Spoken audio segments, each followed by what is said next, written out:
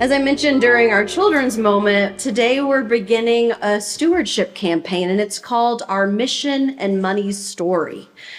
Thinking about our life as a story is nothing new, right? We do it all the time. Our lives as stories come with a past that can't be undone, a present which is currently unfolding, and a future which is unknown. And all three of those things work together to make up our individual life stories. And these stories of our lives have settings and characters and plot lines, even subplot lines within this larger narrative. And one of those sub-stories within our larger life story is our money story. Our belief about money, our attitudes about how it should be used and what it should be used for, our concepts about giving it away and about saving it and so on. All of that makes up our personal money story. And whether we like to admit it or not, or think about it or talk about it, we all have a money story that runs through our narrative. And so as we begin this stewardship campaign, I'm going to go ahead and give away the punchline, okay? Our money story shapes and affects our relationships.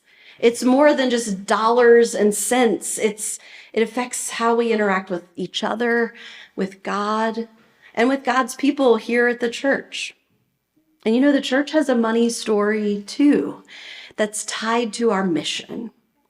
And so my hope is over the next few weeks of this stewardship season, we can work towards seeing our money story as it lines up with God's greater story. So I want to take just a moment for us to think about our first memory of money as a child. Can you think back for a moment?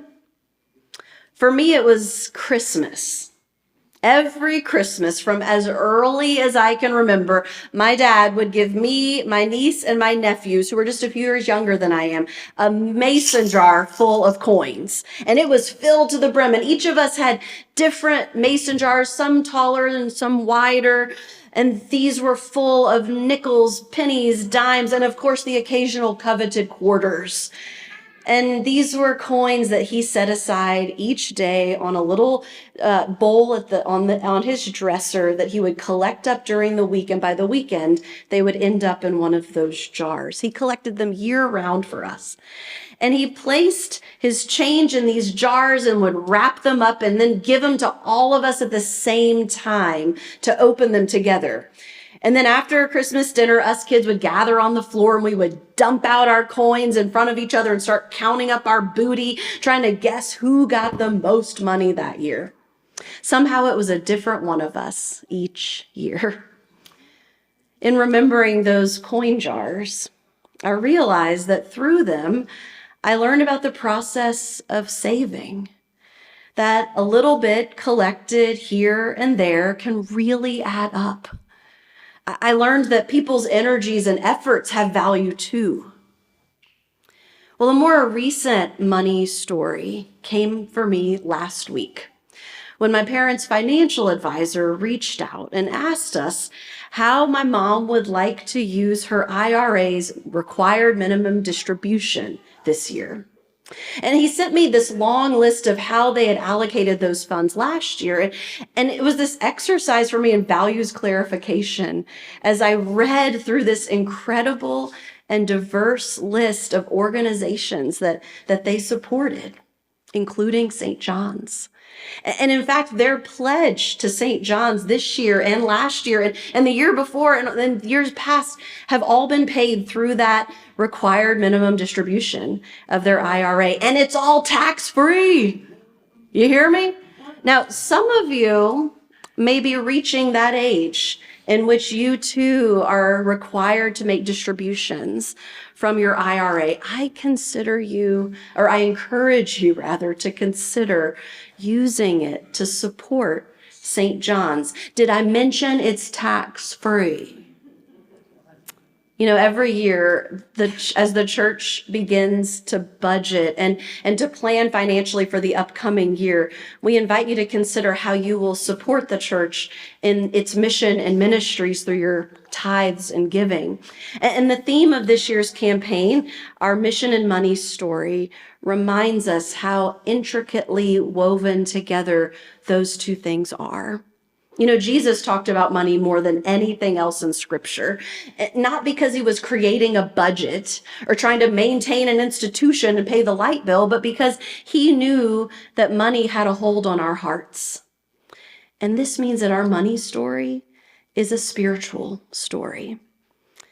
And here at St. John's, our money and mission story are intricately woven together.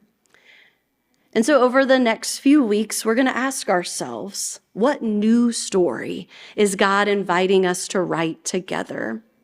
And each Sunday, we'll share some about our mission and money story in worship.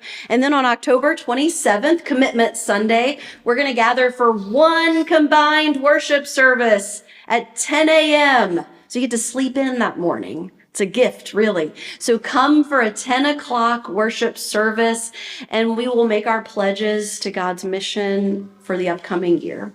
We're going to follow up that worship with a potluck fellowship supper, and we will make some new memories together for sure.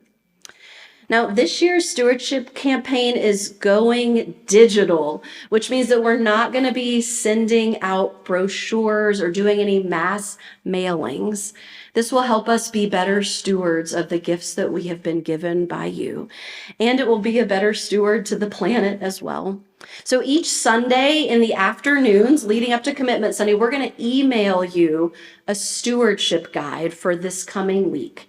And every weekly guide will have a different information in it. So it's new every week about our mission and money story here at St. John's and how we can join God in writing a new story for this upcoming year. Today's email is going to have an overview of our 2025 aspirational budget. If we could fulfill all the needs and of the church and our call from God, you'll see that laid out in today's email. It's going out at 12:30. And every week we'll also include a short devotional for you to reflect on as you consider what God might be inviting for your story. We do have a limited number of printed stewardship guides in the narthex and in the church office for those of you who don't have digital access or prefer to read offline. It looks like this. And there's also an online pledge card as well as printed pledge cards that will be available that look like this. So this stewardship season, we invite you to remember, but also to release, reimagine, and restore your money stories so that we can write a new story that God is inviting and calling us into together.